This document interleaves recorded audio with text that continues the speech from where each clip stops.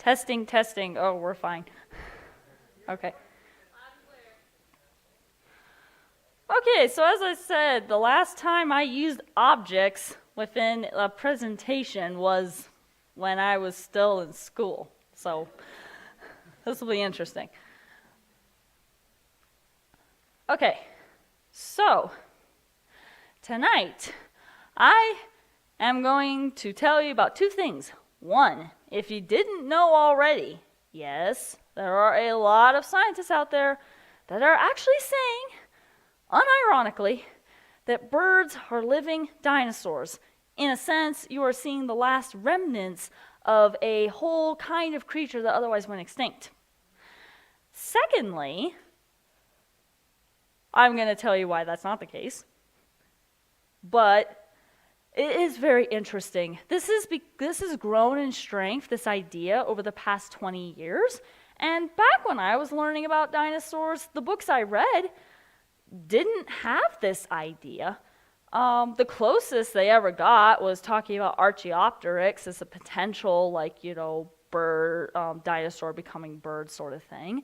But it wasn't to the degree that it now is in the museums and in the books and the documentaries. So for me, making this presentation was quite a learning experience as to how far things have gone. When I walked into the Dinosaur Journey Museum in Fruita by Grand Junction last fall, and I hadn't been there for, I think, close to a decade, I walked in there, saw the Utah raptor animatronic covered in feathers, and went, what happened? That was one of my first, oh wow, this isn't just an idea anymore. It's gaining traction to the point that a local museum would go to the incredible amount of effort it would take to update their animatronic in a way that's irreversible. They can't exactly take the feathers off and have it be the way it was again. Not without, putting the skin back on it again, because, it's all full of holes now. So, anyway. Obviously, it's gotten to the point where a lot of people think there is something to this idea. So I'll talk about some of the reasons why, some of the evidences they use to support this idea, but why it's not correct. So I'll also explain, though, for those fossils you might be wondering, well, is that a dinosaur or a bird? Well, I'll help you figure that out, too. So, all right, so, as I said, feathered dinosaurs. So if you've opened any books, walked into museums lately, saw a documentary, you might have started seeing, within especially the past 10 years, pictures like these. Feathers on dinosaur-like creatures. Familiar ones, like Velociraptor, now looks kind of like a chicken, and Utah raptor right there. Looks, not like a dinosaur. And they even changed the logo on the museum sign to reflect that fact too. So, it's quite the surprise. Or like this guy. Even some Tyrannosaurus Rex relatives are sporting quills. So, the claim is birds are living dinosaurs. Well, what they're really saying is they think that a certain group of dinosaurs called theropods, those are the two-legged carnivorous ones with the short arms, like T-Rex, Compsognathus, Dionysus, eventually became, some of those theropods, evolved over time into these kind of half-bird, half-dinosaur sorts transitional creatures, Velociraptor being considered one of those now, and then eventually became full-on bird, like Archaeopteryx or Microraptor. So what they're really saying is birds are living theropods. Well, are birds living theropods? Is that sparrow the distant descendant of that guy? Well, let's first ask, what is a dinosaur? I double checked. Even in the current Merriam-Webster dictionary, they still say that a dinosaur is a reptile that has an upright stance. In other words, it stands on, 2 to 4 feet like a horse or a human would, rather than a lizard or a crocodile. But a second entry within that Merriam-Webster dictionary also says a dinosaur can also refer to a larger group that includes birds. But this is still a theory that's gaining prominence. So it hasn't quite gotten into the dictionaries as fact yet, but it's getting very close. So, traditionally, dinosaurs have been considered reptiles. So a dinosaur is a type of reptile. It's actually in the same category of reptile as crocodiles, the archosaurs. Reptiles have scales, a very distinctive feature of a reptile.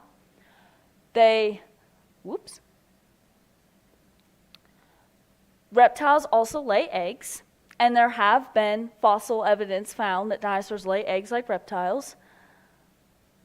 For some reason, it jumped ahead. And for dinosaurs having scales, they have found fossil impressions that were by or could otherwise be associated with known dinosaur fossils that have scales. So that's not so much in question, that at least some dinosaurs had scales. We've also found dinosaur eggs, but dinosaurs are different from other reptiles in that they stood like a horse rather than a lizard. So that's the difference. Dinosaurs are reptiles, but not all reptiles are dinosaurs. So, did dinosaurs evolve into birds is not quite the question we should be asking. The question we should really be asking is, because if a dinosaur is just a type of reptile, but saying that something's a bird is referring to an entire group category of animals that's way larger, we really should be asking, did reptiles evolve into birds? So, what is a bird? Well, first, birds come in an insane amount of variety. They are also the most successful land animal on Earth. Well, besides insects. Ones with a spine, vertebrates. Birds are the most successful vertebrates on Earth. They have more species than mammals and reptiles combined. So, birds have feathers. Very important characteristic, as you'll find out soon enough. Now, feathers are not just any old thing. Hair is relatively simple. It's thin, almost like kind of a tube coming out of a hole or follicle in your skin. Scales, they're folds of skin that have a protective armor. And then turtles, they got their own special version where it's made out of their actual bone instead of their skin. But feathers, on the other hand, are highly complex structures that come in a myriad of shapes, sizes, colors, and functions. No feather on a bird looks exactly alike, except for the ones that are paired. Like this feather will have an identical mirror on the other side of the bird. So that in itself is a layer of complexity that scales and fur do not match. As if that wasn't enough, looking at an individual feather shows you a very highly complex structure. So in the center of a feather is called a rachis. You probably know that better as a quill, but that's the technical term. It's a rachis. And then the flat part of the feather is called a vane. Think of the vane on a windmill that catches the wind. It's sort of like that. And then the very tip of that feather is a calamus. That's where it attaches into the skin. Or the bone, in the case of flight feathers. So when you start looking at that feather on a microscopic level, the vane is actually made up of a multitude of barbs, and these barbs have even tinier little barbs called barbules, and those barbules have microscopic little hooks. Altogether, it's like a highly complex Velcro system that, if the feather were to get torn apart by wind, per se, all the bird has to do is zip it right back up, like that. Thus, a self-repairing system that yet is strong and rigid when it needs to be, but also flexible, and if it gets damaged, easily repaired. If you take a look at this electron microscope image, yeah, the fact that you need an electron scanning microscope to see that. Very, very fine, complex interlocking system. And birds actually lubricate these contact points with oil so they can slide and move against each other without tearing the hooks apart because of friction. They slide, they like slide against and with each other. So feathers are the most complex, what are called interglutamental structure. In other words, something that grows out of the skin. Our hair is pathetically simple in comparison. So, this is an example of what it would look like on the microscopic level to see a feather get pulled apart and put back together.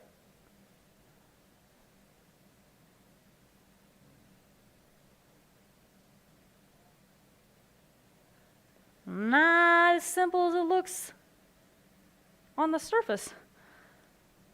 So, birds also have wings. That's like their defining characteristic, right? That they can fly.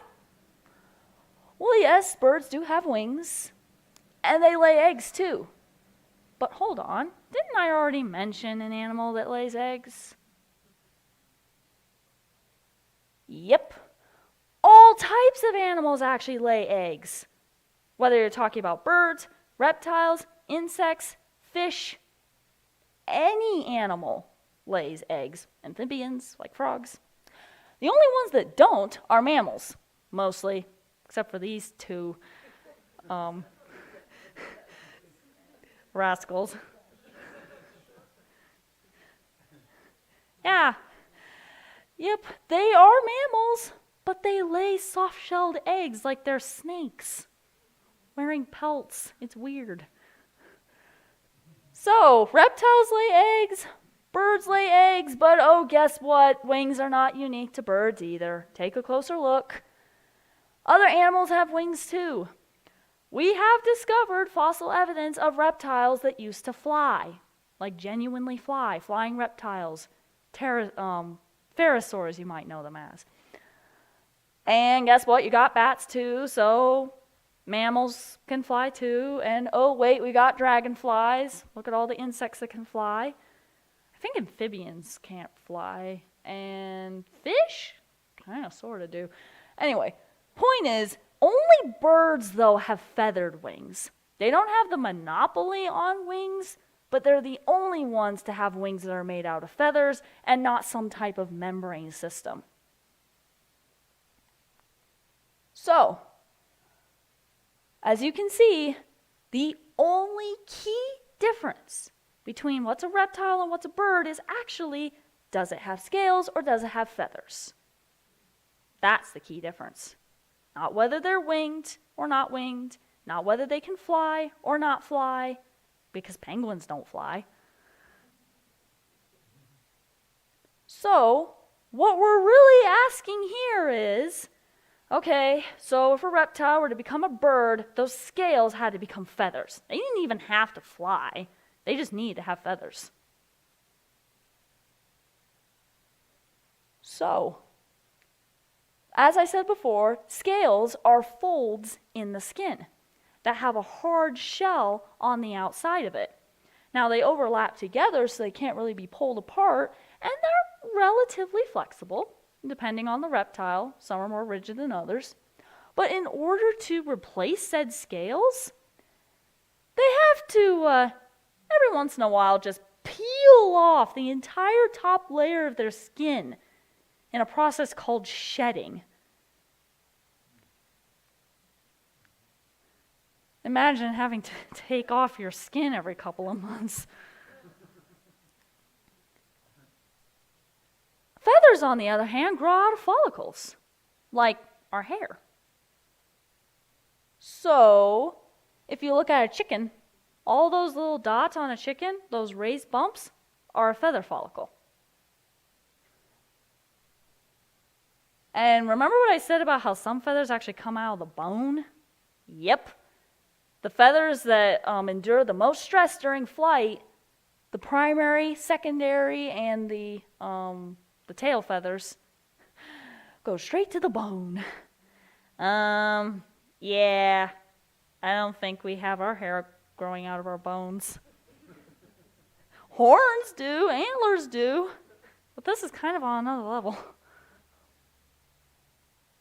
And when birds molt their feathers, they don't shed them. Some birds lose their feathers in pairs. So one feather falls out of one wing, and pretty soon the mirror feather falls out of the other wing, so they don't get unbalanced and they can still fly, because yes, it's like that, the weight matters that much, one feather's difference. But some birds will just get it all over with at once. They'll just basically molt all their flight feathers and ground themselves for several months. Those Canadian geese that just won't leave, it's probably because they just molted and so they can't go anywhere. Canadian geese, they're one of the birds that do that. They ground themselves for several months, growing a whole new set of flight feathers. So, what is the theory of the evolution of the feather then from the scale? Well, first, we don't even start with the scale. Somehow we're already at some hollow tube. Yes, I did the research. No, as far as I could find, within generally publicly accessible information, there is no explanation for how we got from a scale to this hollow tube.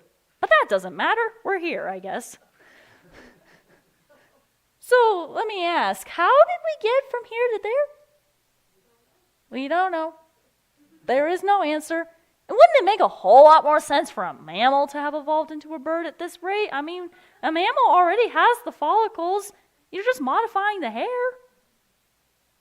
Anyway, point aside, scale to feather, that's what we're dealing with, even though we don't know how we got from the scale to the hair-like tube. But let's continue. No fossil evidence, obviously. So, with feather evolution, it's in several stages. Stage 1, Stage 2, Stage 3, Stage 4, and Stage 5. Now, supposedly, they have found fossils at different points on the evolutionary family tree. If you don't quite recognize a diagram down there, it's a newfangled thing called a claudiogram, and you thought evolutionary trees were bad. Claudiograms are worse. But anyway, so stage 1 is a hollow cylinder. So it's a hair that's basically gotten hollowed out in the middle, and it's really thick. More like a modified horn, actually. And then that hollow tube then branches out into barbs with no little hooks. And then in stage 3, those barbs get more barbs, but those barbules still don't have hooks. And you get two different kinds of feathers. And then by stage 4, you get the little hooks on the barbs so they can actually turn into a vein, but the feather's all symmetrical. And in stage 5, you finally get your asymmetrical feather that can actually be used for flight. Lots of steps. So, oh yeah, I forgot to show you guys. This is an example of scale, all one piece, and then feathers, all sorts of separate pieces here. These do not look the same even just on the surface. Very different. Anyway, you can take a closer look at them later. So, have they actually found the fossil evidence for these stages? Well, for stage 3, they found nothing. Absolutely nothing. Not a zilch. They haven't found any fossils in this hypothetical third stage. So we've already got a bit of a problem, but okay, what about stage 1 then? Or stage 2? Well, they have found fossils for those. At least they're interpreted that way. So let's talk about those fossils. Sinosauropteryx. When this guy was first discovered about 40 years ago by this point, He blew up the scientific world because here are the feathers in stage 1 and 2. Now, they look like fuzz at this point, but we have our feathers. They, proto-feathers, dino-fuzz, it goes by lots of different names. But it basically kind of looks like fur. Well, what is it? I mean, you look at it, and at first it's like, yeah, those don't look like scales at all. Those do kind of look like soft and fuzzy, and, well, maybe there were fur dinosaurs or dinosaurs with kind of almost these downy coats. But years later, some evolutionary paleontologists started looking into this, and they went, no, these are not proto-feathers. These are just remnants of decayed skin. For one thing, where they are on the animal is not where feathers would be. It would be where, under the skin, basically, and feathers don't grow there.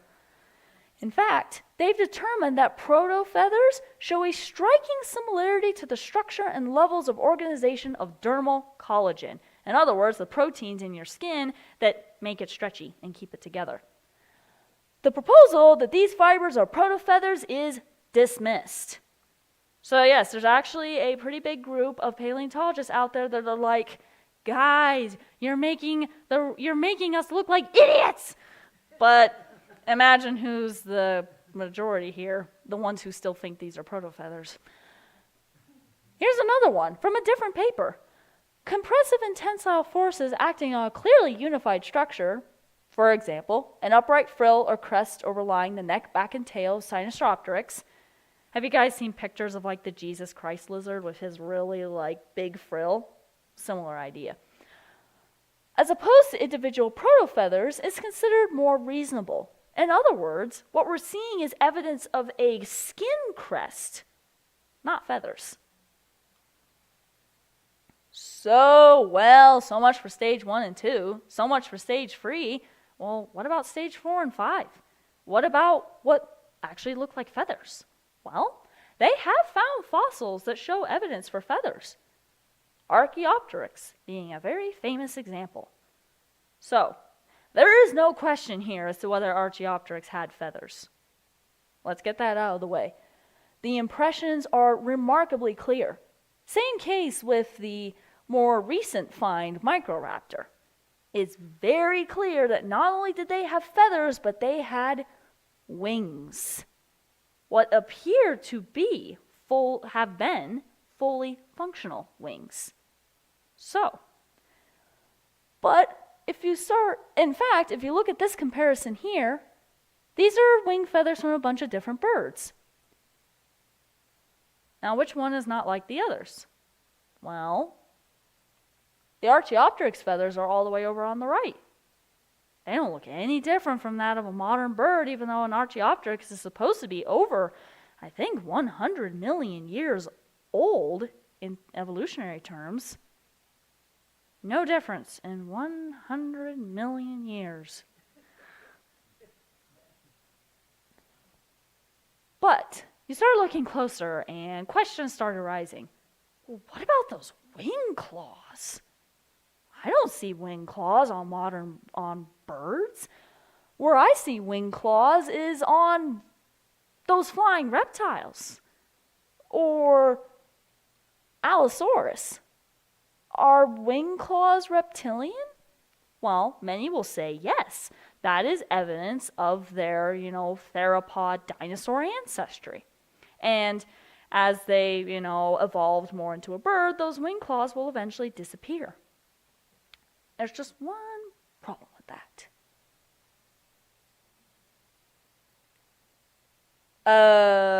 What do those look like to you? Claws. Very distinctive claws. In fact, there is a bird in South America called the southern screamer, and it does not sound very nice, that has very distinctive wing spurs. Turns out, a big number of birds have short claws, although this guy is a pretty extreme example of some much more visible claws that you just can't see because there's feathers in the way. And with a fossil, it's kind of like you removed everything. So you can see those claws much clearer than you would if that bird were alive. So check out this southern lapwing, also in South America. Southern lapwings, like this female here, actually use those spurs as a defense weapon. Like that photographer said that bird was ready to charge at her with those wing spurs. So they're the equivalent of like the spurs on a rooster. And like can be just as dangerous too. Emus have wing claws, some of them. Ostriches have huge wing claws. You just don't see them. Chickens have tiny little wing claws and spurs. The thing is, though, is that, let's just say, farmers don't want their chickens, when they're flapping in a frenzy, to gouge their palm. So these have been getting bred out of chickens over the years. They're getting harder and harder to find because they're getting bred out of them. But if you get a chicken from the store sometime, like a whole chicken, look closely at the wings. You might just see 2 little wing spurs. And if you can't see it, there it is. So at that point, it's like very, very small, but it's still there. Look at that ducks, though. Yikes. Wouldn't want to cross that guy. But there is actually one bird today that still has what could be considered functional claws. Ones that can actually like move, like fingers. And that is let me see if I can say this right. The Watson. Something like that. The Watson. It's actually from an Aztec word, so that's why it does not sound the way it looks. Anyway, the Watson. As an adult, doesn't look like anything too special. It's big, it's smelly, it's noisy. Nothing seems too special about him. But the baby Watsons, on the other hand, yes, they look pretty ugly too, but look closer. They have 2 fully functional claws and fingers on their wings. Kind of like this. And what they do with those claws is, if a predator comes near their nest, they'll jump out of the nest into the river below, dive under the water, hold their breath until the danger is gone, then come back up out of the water, swim out of the water, and then scurry up the tree with those little claws. By the time they become an adult, though, those claws, they don't grow anymore, and so they kind of just hide within the wings of the adult bird and become useless. But by the time that guy's become an adult, they serve their purpose. Turns out, when you look at both extinct and still living birds, like geese, there are geese that have them too, as if geese weren't dangerous enough. Not only do you see lots of birds have them, but check it out. The Watson's claws are bigger than some of the supposed dinosaurs. It's all a matter of perspective. But teeth. You look at Archaeopteryx and there's teeth in that beak. You look at Microraptor, there's teeth in them beaks. What's up with that? There's no teeth in birds, right? Well, yes, that is true, at least in the living birds. But if you start looking at birds that are undisputably considered to be birds, even though they are now known only from fossils, look at that guy, quite the toothy maw, all the better to keep fish from slipping away. Or how about this guy? That's quite the maw full of teeth. Turns out many extinct birds had teeth to varying degrees. Some of them only had on like upper jaw, lower jaw. It used to be teeth were a bird thing, but the information was lost over time as all the birds that had teeth died for whatever reason. And so that information was lost. Now birds don't have teeth anymore. It's not because they never did. it's because the information's been lost by extinction. But there are some birds that have figured out a replacement for teeth. Lots of waterfowl, like geese and ducks and swans, have these laminae, protrusions that are made out of keratin. Now, these are not true teeth, because teeth are made out of bone, but they serve the same purpose. And I have some skulls here that show these laminae quite well. So, same purpose, different design. Well, what about those long tails, though? I mean, birds today don't have long tails like that. Is that not another reptile carryover? Well, maybe. But let's take a look. So, if you look at a modern bird, they don't have much for a tail at all. Especially because it's so short and so specialized, it's actually called a pygostyle, and it's really just an attachment point for their tail feathers. Weirdly enough, the way birds walk is actually from their tail. Like, the muscles attach to their tail, and that's how they move. It's like the tail's the anchor point for their legs. But it's not actually that weird, because our tailbone serves the same purpose. So we kind of walk like birds a little bit in that way. Our tails, so to speak, are the anchor points for our leg muscles. But anyway, a pygostyle. Within that pygostyle are claudules. Those are kind of like the vertebra in your spine. Now, out of those claudules, some of them are free. In other words, they have muscle attachments and can move a little bit. But then at the end of the tail, they get fused together into a fused pygostyle, or claudule, sorry.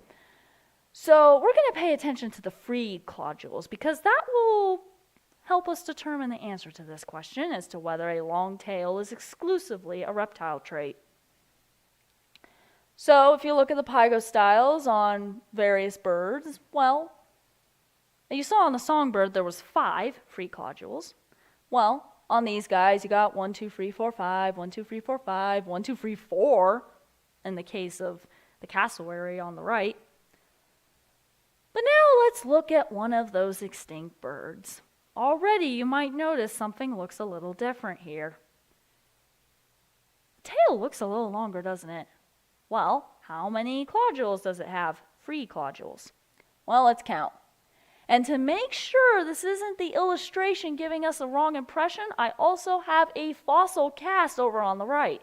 So 1, 2, 3, 4, 5, 6, 7, 8.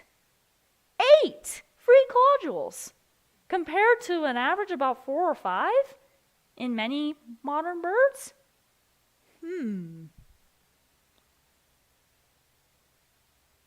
In fact, this is actually a variation of a pygostyle called a fused pygostyle. It is seen in still living birds and some extinct birds. On the other hand, what's going on with Microraptor? That's a long tail. Well, take a guess as to how many free claudules are in that tail. You might think it's like 20, 12, 15. No. 1, 2, 3, 4, 5, 6. Only 6. The rest of that tail is fused like a dowel rod. That is a variation called an unfused pygostyle, and it is only seen in a handful of extinct birds called Maniraptorans. This is actually not a very common thing to find in the fossil record. It only appears to have been associated with one group of birds that all went extinct. So this is another example of genetic information that was lost. That's why we don't have any birds with long tails anymore. So in fact, there are 20 stiffened claudules in that tail. That's why it's so long. Okay.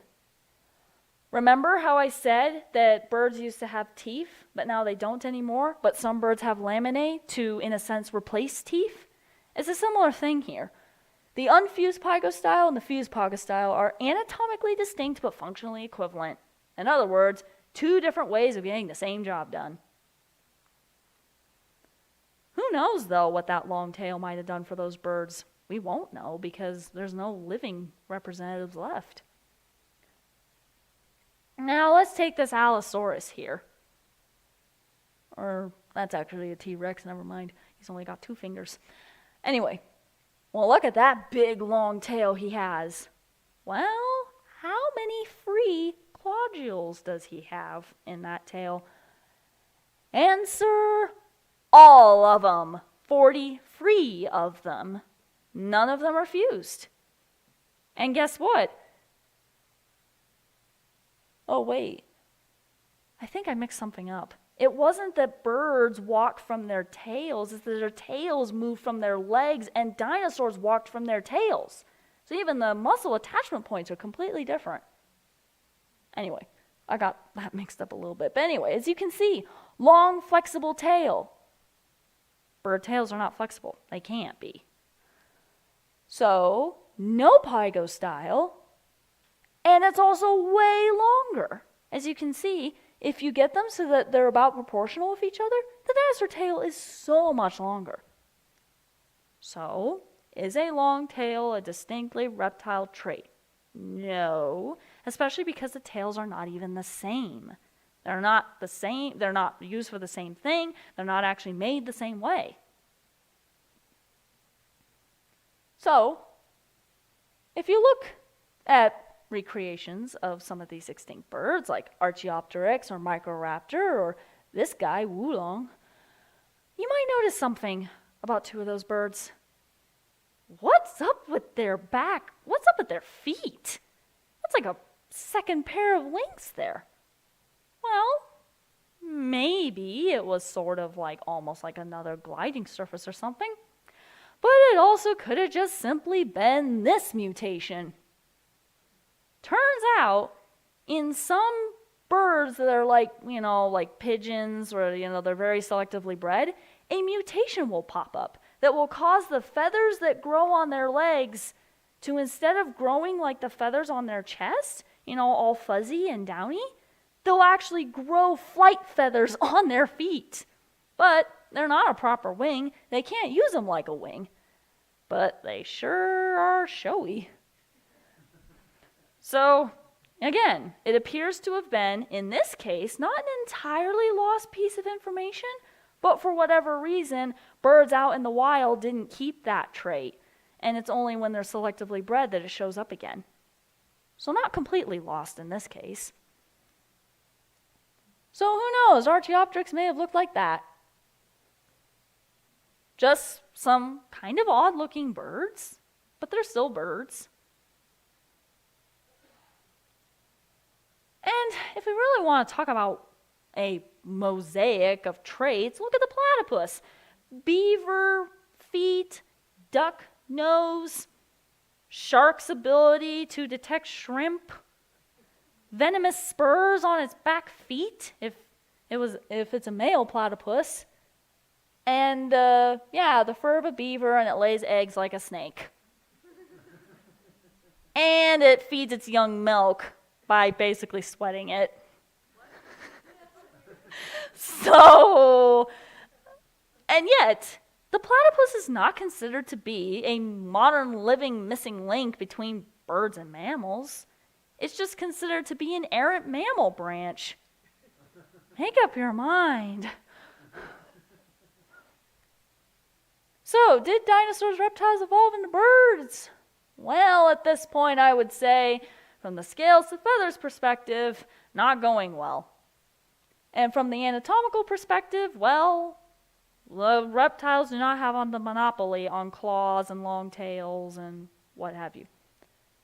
But, so, when we look at something like this, what we really have is, come on, don't glitch on me now, scales, decayed collagen, and feathers, which means we have reptile,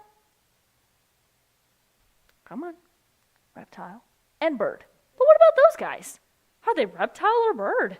We don't have the scales, and we don't have the feathers. What are they?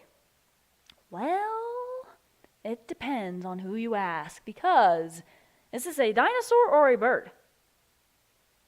Just tell me, is it a dinosaur or a bird? Dinosaur, yep. Now, is this a dinosaur or a bird? It's a bird, yep. But, there's a problem. It's the same bones, put into two different positions. Watch out. Just the way it's posed can make all the difference to the untrained eye.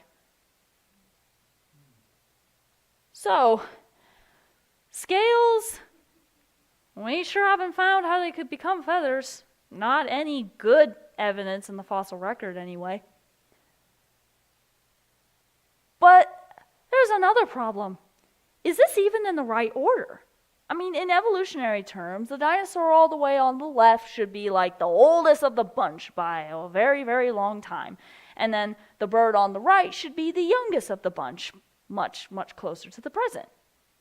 And if you were to find them in the geologic timeline, one would be above the other, all that, right? Well, if you look at a chart like this, it seems that fossils are found in a nice, neat, orderly succession, ancestors lower, descendants higher, nice timeline that you can read. Well, if you were here for my flood presentation, you'd already know that's not true. I'm about to give you another piece of evidence. So, this was published in National Geographic back in 1998, a very long time ago. And you can see how they have Sinosauropteryx all the way on the left, and then Corvus, that's a raven or crow, that's actually where this feather came from, all the way on the right.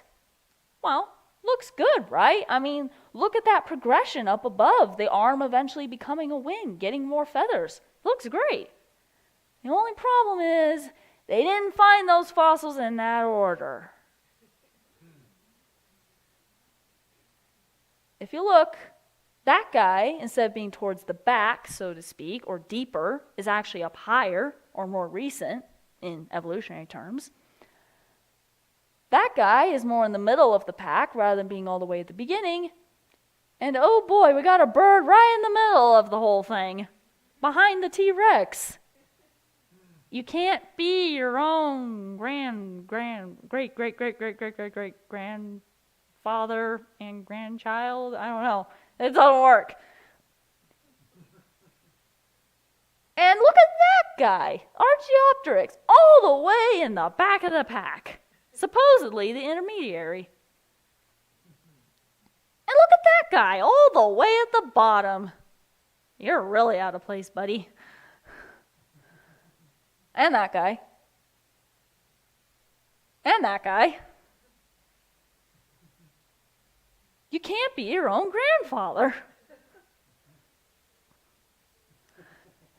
And as if that wasn't bad enough, they found free bird fossils within a dinosaur fossil. Free birds within a dinosaur's stomach. You can't be eating your own great grandchildren.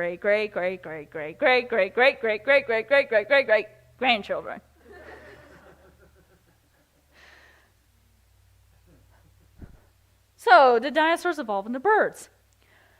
Well, if I were to give you all the ways in which dinosaurs could not evolve into birds, we'd be here for 3 hours, at least.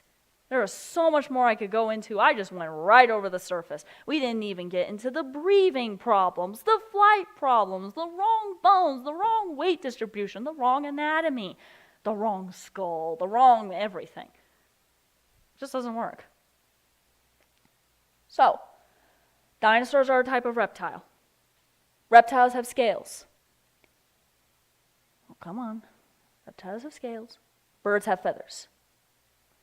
According to evolutionary theory, scales turned into feathers. That's how a reptile could become a bird by definition, even if it couldn't fly or do anything else.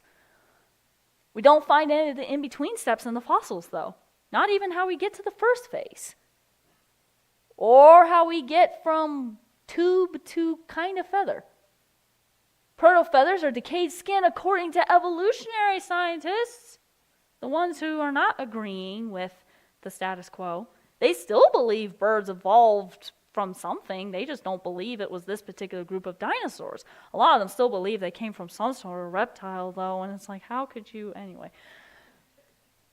The fossils with complete feathers are birds, not reptiles. Wing, claws, teeth, long tail are bird features, too. Finally, the found geologic layer order of the dinosaur and bird fossils is wrong. That alone should have killed the whole theory from the start. So, did dinosaurs, reptiles evolve into birds? Are birds living dinosaurs? Nope. Big fat no. Dinosaurs have always been dinosaurs, and birds have always been birds. Even though some of the ones that we find in the fossil record looked a little weird, they're still birds. I mean, think about it. A dinosaur is downright weird compared to a lizard. But they're both still considered reptiles. So, what does the Bible have to say on this subject? Well, not much directly, but within the Genesis account in chapter 1, Genesis 1, 21 through 24, and God created the great sea creatures and every living creature that moves, with which the waters swarmed according to their kind, and every winged bird or fowl or a creature, depending on your translation, according to its kind. And God saw that it was good. So this would have been, the flying reptiles too, and the flying mammals, and the flying insects. The Bible has different categories for animals than what we use. But point is, birds were created on day 5. Now on day 6, God said, "Let the earth bring forth living creatures after their kind, cattle and creeping things and beasts of the earth after their kind," and it was so. Land, air-breathing animals. Well, dinosaurs are land, air-breathing animals. They were. So birds came before dinosaurs in creation week. So anybody who tries to say that, Genesis is just an overly simplified way that God put the evolutionary time scale into the Bible. No, you got your birds and dinosaurs in the wrong order. There's lots of other problems too, but that's just one little thing that can be pulled out here. So the struggle is over the interpretation, not the facts. We have the same fossils, but depending on who you ask, they get interpreted very differently. Like, for example, this T-Rex. Did he look like this? Because think about it. We don't have the skin preserved. We don't have the muscles preserved. We don't know what color he was or what he ate necessarily. You need to take some more like forensics to do that. We don't know how he walked. We don't know, lots of things. Or did T-Rex look like this? Yes, somebody actually made that picture. It is the infamous Chicken Rex. Same evidence, same skeleton, 2 very different interpretations. So, whatever new crazy theory comes your way, stand firm on God's word. Eventually, if it's true science, it will be found to agree with the Bible. On the other hand, if it's bad science, eventually it'll be made a fool of. And probably get torn apart by its own, camp eventually. Technically, with the whole birds or dinosaurs thing, I have seen so many paleontologists and paleo artists, the people who make the pictures of dinosaurs, just tearing their hair out about how this theory has taken, the general community by storm, when it, to them, hasn't been well validated enough. But it's the new fad. It's the supposed smoking gun. Whale evolution didn't work out for those of you who were there, who were here for the fossil presentation. Horse evolution didn't work out, again, for those of you who were here for the fossil presentation. So the whole birds or dinosaurs, it's the new darling. But give it a generation, and a lot of museums are going to look very foolish, I think. But then they'll find something else. They have to, because they have to keep God out of the equation. So, there you go. Next time you go to a museum and you see the feathered dinosaurs, go, just interpretation. That's not really what the data says. The interesting thing, though, is I was originally going to title this presentation, Dinosaurs Are Not Birds. I'm very glad I didn't do that, because it turns out birds may not be dinosaurs, but some fossils we've identified as dinosaurs have actually been birds. They were just buried in a layer that didn't preserve the feathers, only the bones. Guess which beloved dinosaur is among that category? Velociraptor is actually a bird. But if you look at the actual skeleton, it's about the size of a turkey. Its arms are very short. They could be turned into wings. It's actually got fused neck bones. Its legs actually are more proportional to a bird's. And guess what? It's got a fused pygostyle. Take a close look at the next Velociraptor skeleton you'll see. Look for all those vertebrae that are fused together. Velociraptor is a bird. And it turns out, if you look at the most recent documentaries and pictures, that's what they're showing Velociraptor as a bird. The interesting thing, though, is they're not giving it the full-size wings it deserves, because they still are treating it like an intermediate.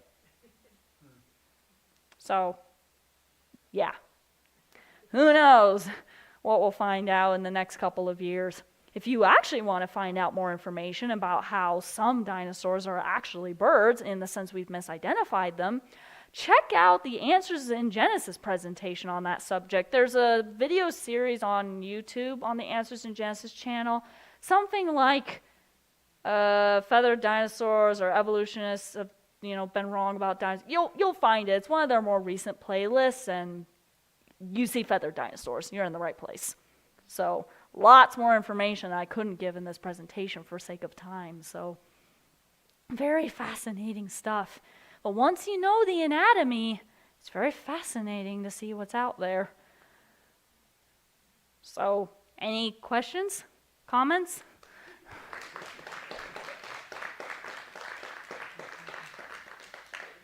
Reptiles versus birds, warm blood, cold blood. Well, you can't tell directly whether something was cold blood or warm blood from just the fossils. But there have been a lot of people who, there's a big debate now over whether dinosaurs are warm-blooded or cold-blooded because of this whole, they had to have become warm-blooded in order to become birds. And the answer to that is, all the reptiles that we know are cold-blooded. It is most likely, though we don't know for certainty, that all dinosaurs were cold-blooded too. We can't completely make that assumption, though, because after all, there's the platypus. So, who knows? Maybe some dinosaurs were warm-blooded, like the absolutely enormous sauropods with their massive, amount of body mass. Those are some of the more likely candidates if there were any reptiles that were warm-blooded. Most likely was probably the sauropods. There's also been some debate out there as to whether some dinosaurs also have hollow bones for the same reason. Again, they have actually found hollow bones in sauropods, but that only makes sense considering how huge they are. But that doesn't mean they're birds. And nobody's arguing that, long-necked dinosaurs are bird ancestors, so why are we even, anyway? Pulling at straws is what they're doing. So take what you hear about dinosaurs with a huge cup full of salt nowadays because so much of this is getting mixed into it. I tell you, when I learned about dinosaurs, they didn't have this much nonsense.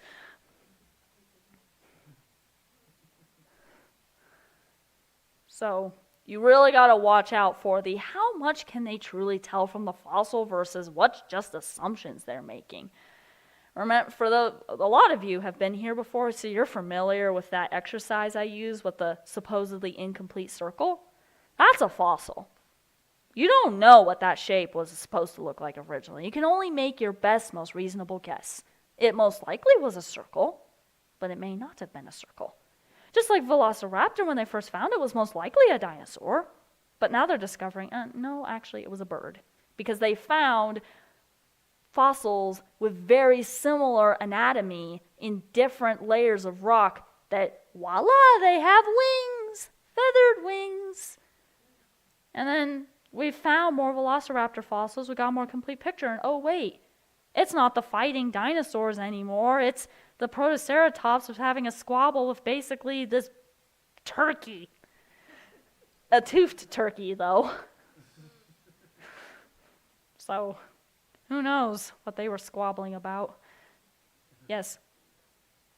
In the context, either in the evolutionary theory or in general, how easily can a feather be fossilized? How often do we find feather fossils? How quickly do they decompose, and therefore what would be the window for fossilization? And how many feathered versus non-feathered specimens of a given species do we find? Well, we've only started finding feather impressions as of about, I think, 50 years ago, because we found a remarkably fine layered sedimentary, like very fine grains, in a certain rock formation in China and Mongolia and that part of Asia. So it's very possible there's a lot more waiting to be found. We just haven't uncovered those formations. And they have found lots of true birds, so to speak, out of those same formations. It's just the ones that get all the attention are the supposed dinosaur bird intermediates. And for a while, there were some real concerns about fraud, too, back in the beginning, and there were some legitimate hoaxes. But there's been enough specimens found that have been, verified to be legitimate that at this point it's okay, yeah, no, we're finding these. It's just, it's this one very specific layer we're finding most of them in. Why is that? Because the conditions were just right. The sediment was fine enough to preserve the feather impression, and somehow they were not torn apart during burial like most fossils were. Somehow they got put into the equivalent of drifting into a sand bed and then getting covered over with that sand, not getting torn apart by mud flows. Actually, did you know that most sauropods are found torn apart and headless? Yep. That's why a lot of times when you see the skeletons in the museums, realize that the actual fossil that they found was probably only less than 20% of that skeleton. Yep, they have to make a lot of assumptions, fill in the gaps, use what they think are relatives. It's quite the puzzle when you've got multiple puzzles mixed together into one box and you don't even have the original box lid and it's hard to know what piece is even supposed to go together. I mean, after all, there's a whole dinosaur that's not turned out to be not real. Brontosaurus ended up being I think Camarasaurus head put on a Patasaurus, so they had to do a ceremonial beheading at the Smithsonian to put the right head back on.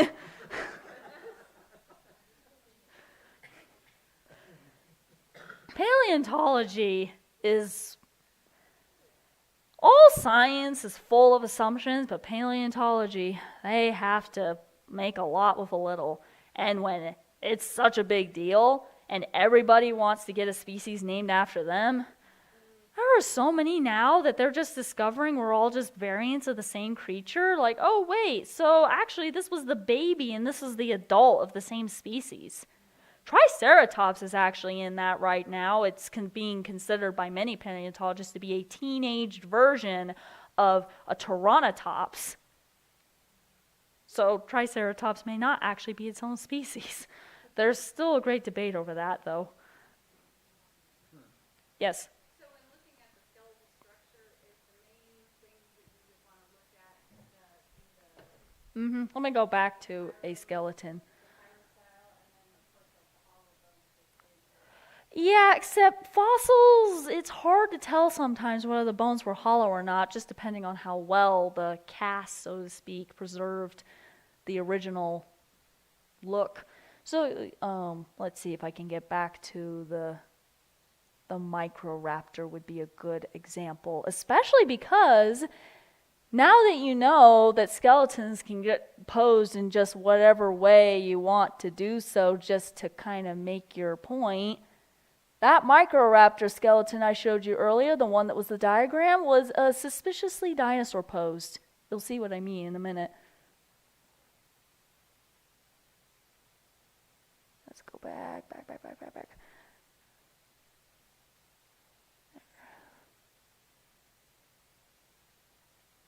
There we go. See? That guy's a bird, but he sure posed more like a dinosaur. I mean, if a bird had its wing like that, it'd be dislocated at its shoulders. So, now I'm sure for the purposes of the diagram, it's more for visibility of like those wing claws, but still, it does give the wrong impression, so. But yeah, no. The key characteristics here is very short neck, actually. Although birds have long necks in comparison to their bodies. No, that's it. Long neck, flexible neck, but fused tail. The pelvis, too, is actually another key factor. A bird's pelvis is very different from a dinosaur pelvis. A dinosaur's pelvis kind of looks more like this, the what they call lizard-hipped dinosaurs. The bird-hipped dinosaurs look more like this, and then bird hips look like this. So look for that characteristic as well, the pelvic bones being very close together. Though, of course, with some birds it's more exaggerated than others. The tail, again, being very fused like that.